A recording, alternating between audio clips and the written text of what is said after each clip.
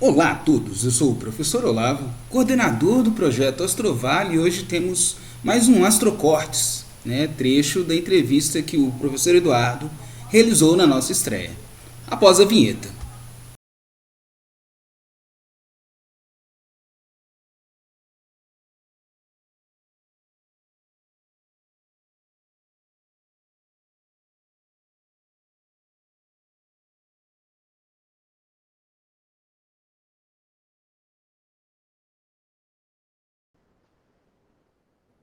Alguma curiosidade também, quiser perguntar, perguntar. Boa noite, Eduardo.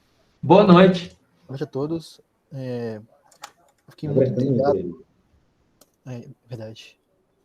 Eu fiquei muito intrigado com o senhor, no início da sua apresentação, que o senhor comentou que você está participando de um projeto de pesquisa que ele busca fotografar períodos de longa exposição de galáxias que estão em processo de colisão. Gostaria de saber como vocês descobrem essas galáxias, porque eu penso que se você estiver fotografando uma falsa galáxia, assim, de falsas galáxias em colisão, você perde muito tempo hábil nesse processo. Sim. Então, na verdade, a definição dos alvos, né, a definição de quais as galáxias a gente vai fotografar, ela foi feita pela Duília, que é essa astrônoma profissional. Então, já existem catálogos, né, de objetos. Então, existem catálogos específicos de galáxias, existem catálogos específicos de estrelas, existem catálogos específicos para nebulosas, né, para nebulosas de emissão e assim por diante. Então, ela certamente que ela selecionou um catálogo e desse catálogo ela selecionou aquelas galáxias que já sabidamente são galáxias que estão em processo de colisão. Qual é a ideia do nosso projeto? A ideia é a seguinte: não é descobrir galáxias em colisão, é a gente saber se telescópios amadores juntos conseguem fazer uma imagem de uma galáxia com tempo de exposição suficiente para evidenciar estruturas nessas galáxias que não são visíveis à primeira vista, entendeu? Então, assim, a ideia é juntar, eu faço, digamos, 10 horas de exposição dessa galáxia, o colega que está lá em São Paulo faz mais 15 horas de exposição da mesma galáxia, o outro que está lá em Portugal faz mais 15 horas de exposição dessa galáxia, o outro que está em Israel faz mais tantas horas de exposição, e depois a gente junta essas imagens e, como vai resultar uma imagem muito mais detalhada, por quê? Porque a gente juntou o sinal de todos esses telescópios menores, a gente vai conseguir uma imagem da galáxia que se aproxima bastante da qualidade, e às vezes até supera a qualidade da imagem de observatórios profissionais. Porque a ideia da Duília, que é astrônoma profissional, e ela sabe muito bem disso, é que nem sempre o astrônomo profissional ele vai conseguir um número de horas de uso de um telescópio profissional suficiente para fazer imagens de longuíssima exposição, né? Porque esses observatórios profissionais, eles são disputados por grupos de pesquisa no mundo inteiro. Então, é muito difícil um grupo de pesquisa conseguir mais do que algumas horas de uso de um telescópio profissional.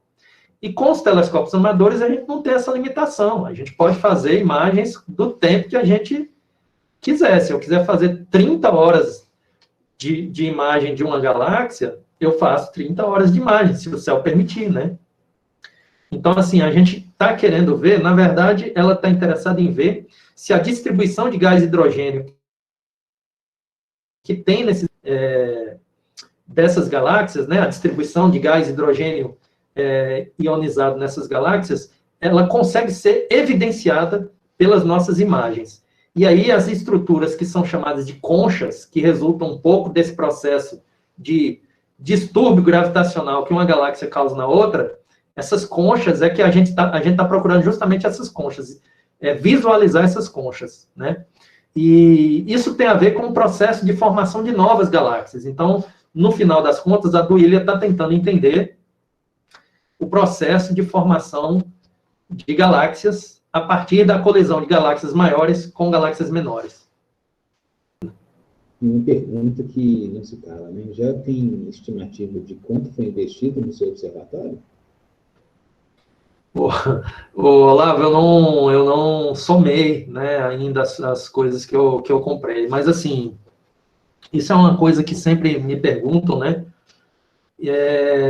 Eu não sei exatamente quanto, mas o que aconteceu foi o seguinte: eu comecei a me interessar por astrofotografia em 2012, astronomia desde pequeno, né? Mas eu não tive telescópio durante todo o tempo da minha vida. Eu tive quando eu tinha uns 26, 27 anos, eu comprei um telescópio refrator, pequenininho, de 70 milímetros de diâmetro. Fiquei com esse telescópio durante um tempo, depois eu fui estudar, fazer mestrado, doutorado, aí nada de astronomia. Quando foi em 2012, eu estava na UFPB, né, lá em João Pessoa, eu comecei a ver astrofotografias de brasileiros que faziam fotos com câmeras fotográficas, DSLR, câmeras digitais. E aí eu me interessei muito por astrofotografia, né? Já tinha a paixão da astronomia, e a astrofotografia, ela para mim, ela tem o fascínio da gente conseguir visualizar aquilo que, mesmo que você tenha um telescópio muito bom, se você colocar o olho na ocular, você não vai ver trífida com essa riqueza de detalhes que uma imagem vai lhe dar, né? Então, assim, você não vai ver a corzinha azul, a corzinha vermelha, você não vai ver a poeira, você não vai ver as...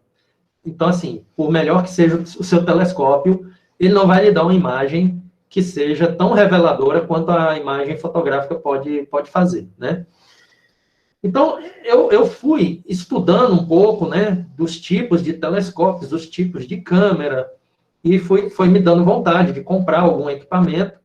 E aí, eu passei um ano, né, juntando dinheiro e tudo para comprar o meu primeiro equipamento. E depois eu fui tentando melhorar esse setup. Então, de 2012 para 2021, né, que a gente está, nesses 9 anos, para você ter uma ideia, o telescópio que eu comprei em 2012 é exatamente esse telescópio que eu estou usando aqui. Eu não comprei nenhum outro telescópio, né? Porque é muito comum, assim, o pessoal da fotografia falar, vê lá no Facebook, lá nos grupos lá de venda de material de equipamento usado. Aí o pessoal troca telescópio, e compra um refrator, e compra outro, vende um e compra outro.